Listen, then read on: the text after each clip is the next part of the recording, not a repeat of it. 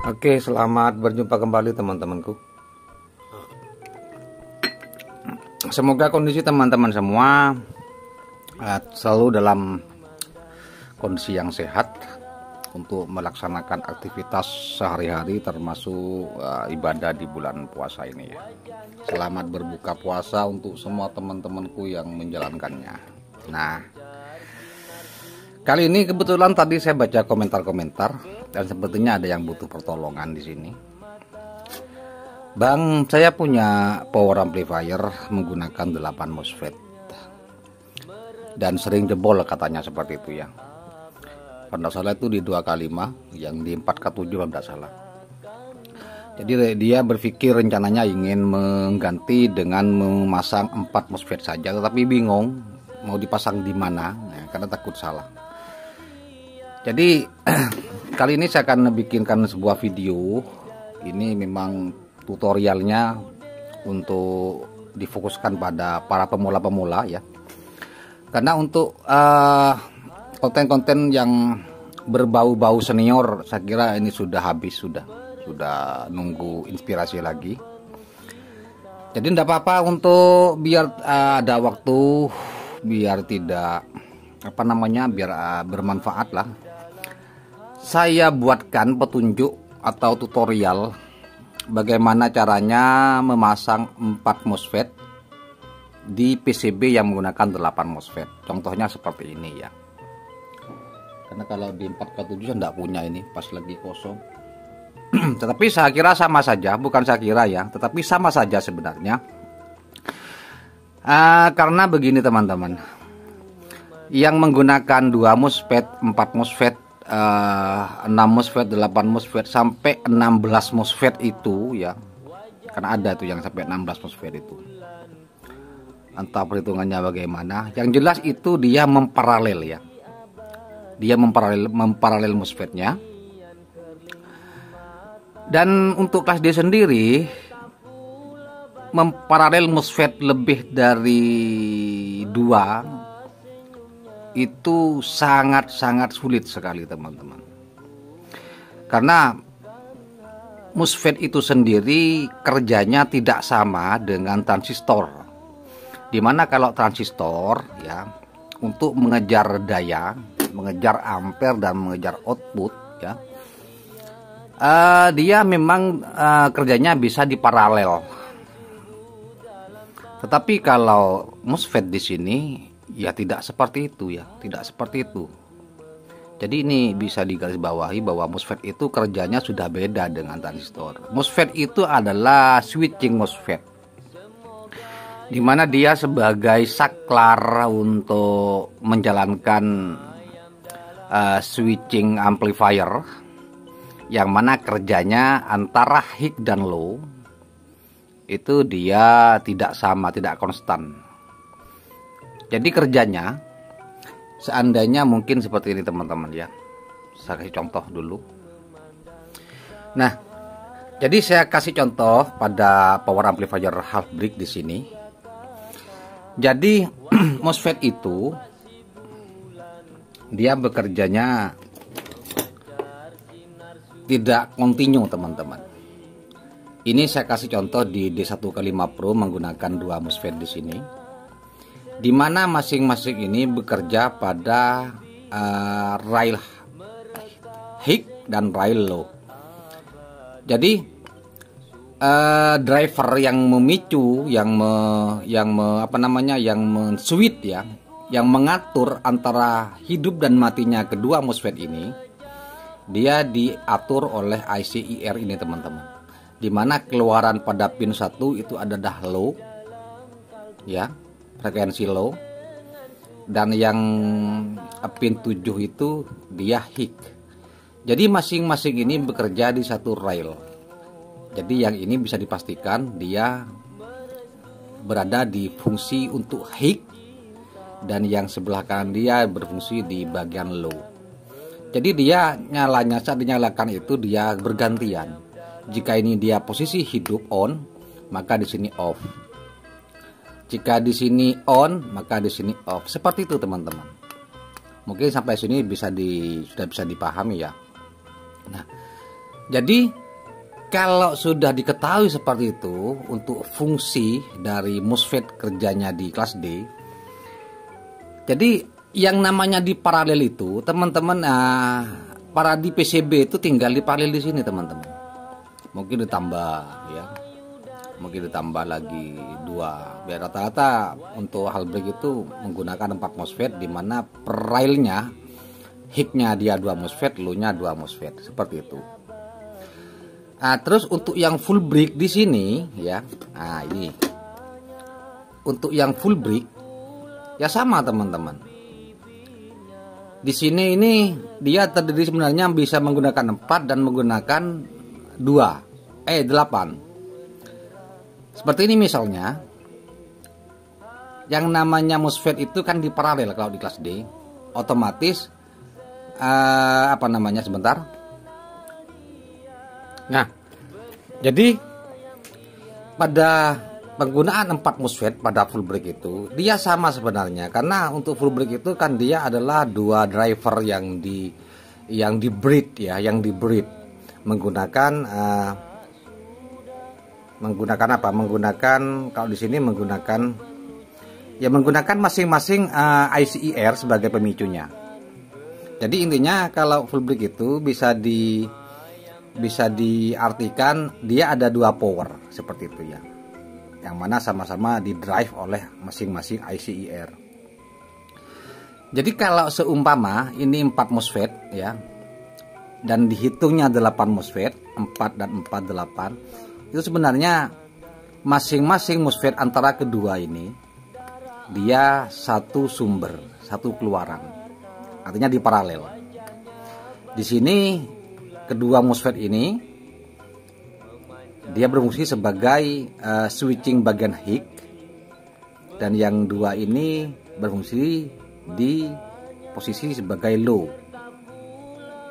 Jadi kalau teman-teman mau menentukan bagian mana yang mau dipasangi, kalau kita akan memasang 4 MOSFET, ya tinggal kita ukur saja.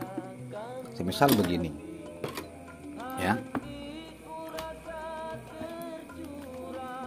Nah, langsung kita ukur satu saja sembarangan ya. Di sini umumnya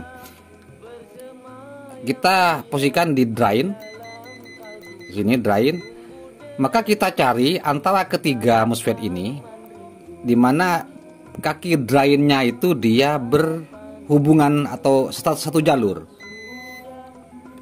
Nah seperti ini. Berarti ini adalah kedua MOSFET ini bekerja di satu reel. Kemudian, dan ini juga bisa dipastikan bahwa ini bekerja di bagian high. Nah,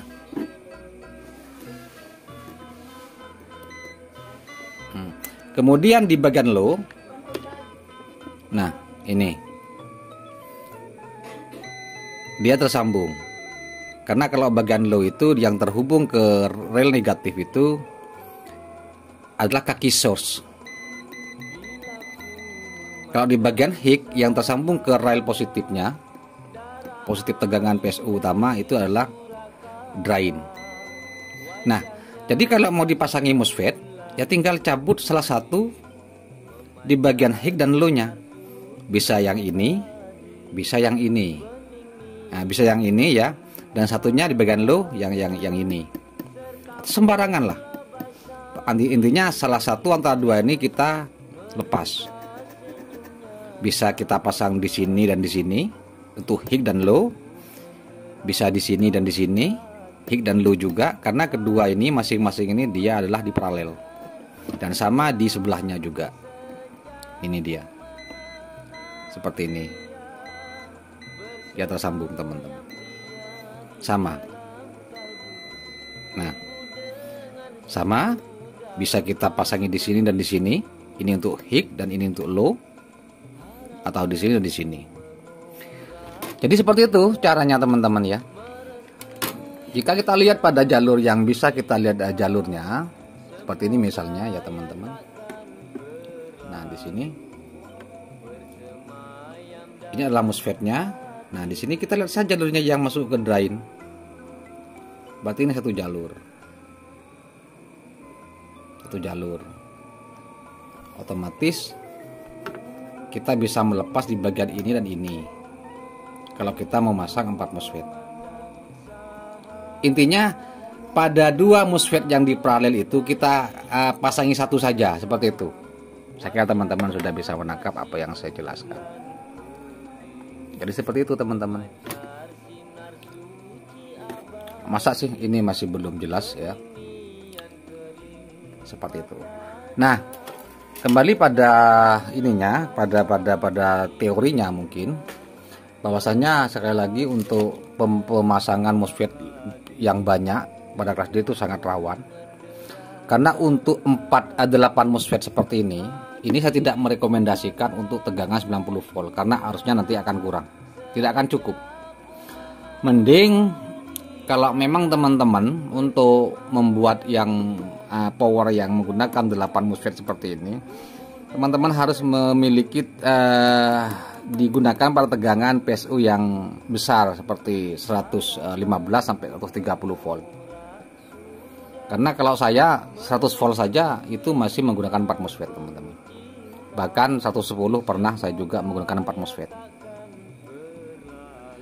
Karena rumitnya memparalel MOSFET itu yaitu teman-teman ya, apa ya istilahnya, karena dia terpasang secara paralel otomatis beda MOSFET ya, apalagi kita menggunakan cabutan itu juga akan sangat berpengaruh nanti. Karena sistem switching itu memang lebih rentan dan lebih sensitif ya terhadap perubahan arus. Oleh karena itu saya kira untuk tegangan 130 volt itu ya maksimal 8 MOSFET. Jadi 4 MOSFET per rail. Jadi kalau ya teman-teman yang sering mengeluhkan kadang membeli produk-produk power amplifier yang menggunakan 8 MOSFET, 12 MOSFET, sampai 16 MOSFET, itu mau kemana? Gitu loh. Itu mungkin bagi yang awam itu mungkin menjadi daya tertarik sendiri karena akan meyakini bahwa power itu sangat luar biasa kemampuannya, padahal ya itu sangat berbahaya jika tidak didukung oleh perakitan teorinya. Karena MOSFET itu sekali lagi tidak sama dengan transistor. Semakin banyak MOSFET, kecenderungan power amplifier itu bermasalah itu semakin rentan. Makanya kelas D power amplifier kelas D itu memang tidak sembarangan. Jika orang yang merakitnya itu paham, mereka tidak akan banyak memparalel MOSFET. Maksimal 8 MOSFET itu untuk tegangan 120 sampai mungkin 150 volt itu wah masih bagus, sudah bagus, sudah tidak perlu yang aneh-aneh. Jadi poinnya sudah kita pahami ya teman-teman. Caranya bagaimana kita memasang 4 MOSFET pada power amplifier yang menggunakan 8 MOSFET. Dan itu tidak ada masalah, bahkan saya kira lebih bagus dan lebih mudah settingannya. Untuk yang 90 volt DC jangan aneh-aneh. Saya sarankan menggunakan 4 MOSFET saja. Kalau terlanjur memiliki yang 8 MOSFET, kasih 2 saja. Intinya 4 MOSFET saja. Sisi kiri 2 MOSFET, sisi kanan 2 MOSFET. Intinya seperti yang tadi saya sampaikan, kita tinggal cabut saja salah satu yang terhubung secara paralel. Umpamanya ini dia terparalel, kita lepas satu saja. Ini paralel, lepas satu. Jadi tinggal menyisakan 2 MOSFET. Sini dan sini, atau sini ini dan ini. Sama untuk yang rel sebelahnya. Saya kira itu saja untuk video kali ini. Ini sudah terlalu panjang. Teman-teman mungkin yang ingin bergabung dengan komunitas saya, silakan klik gabung. Dengan bergabung teman-teman akan mendapatkan kesempatan untuk membuka ruangan diskusi yang sangat luas dengan saya. Mungkin teman-teman memiliki ingin belajar dari awal atau mungkin memiliki kerumitan-kerumitan yang ingin didiskusikan.